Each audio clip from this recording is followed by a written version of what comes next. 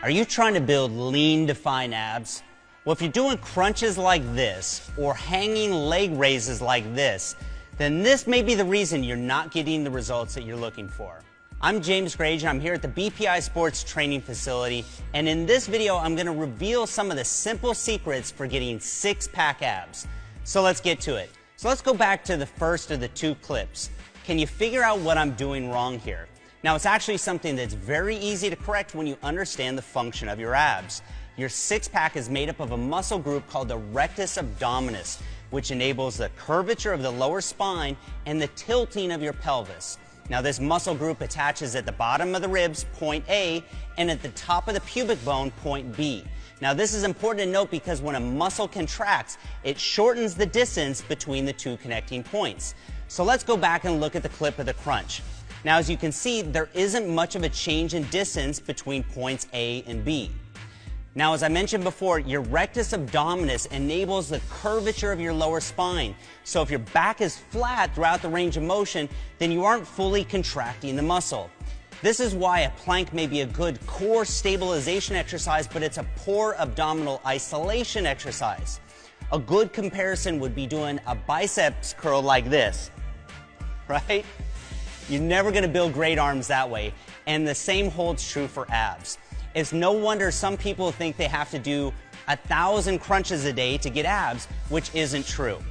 So, to properly do a crunch, think about bringing your head towards your knees instead of up toward the ceiling. Just make sure you don't pull on your neck or head. Now, as you can see here, this now gets a nice curvature in the lower spine and brings point A and B closer together. You should now feel a greater contraction throughout your entire abdominal region. So once you've mastered proper technique, you can then add resistance into the exercise. High reps don't build your abs or burn belly fat. You build your abs the same way you would build any other body part, with resistance. But we'll talk about that more later. So let's first go back and look at that second clip of the hanging leg raises. Now, I'm sure you've seen this exercise plenty of times in the gym, as well as online and in the fitness magazines. Now, with that being said, it's totally ineffective the way you see it here. So knowing what you do now about the rectus abdominis, I bet you can already guess why.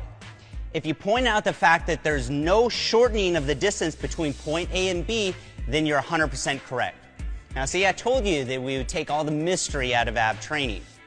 So, when lifting the legs up from an extended position to this raised position where the thighs are parallel with the ground, you're using your hip flexors and very little of your abdominals.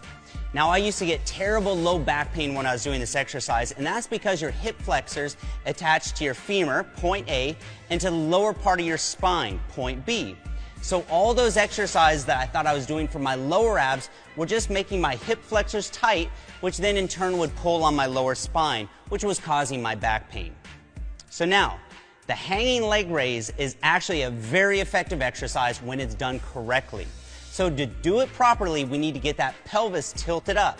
And to do this, we're going to eliminate this first part of the range of motion that we see here in the clip.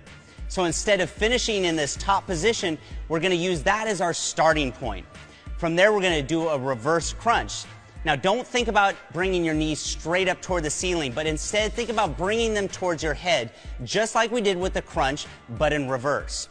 So you can see here that we're now getting good curvature in the spine, and we're bringing points A and B closer together for maximum muscle contraction. Now, make sure you don't use momentum or swing. Start with a slow and controlled movement and then squeeze at the top before coming back to the starting position. Now, that squeeze is the most important part, so don't rush it. So now that you know what the function of your abdominals is, you can apply this exact same discipline to any ab exercise. If it doesn't meet this criteria of shortening the distance between points A and B, then it's not the best bang for your buck when it comes to building your abs. Now, in our next video, linked below, I'll share with you my ab routine that includes my favorite ab exercises that you can do at home, as well as my favorite exercises for the gym.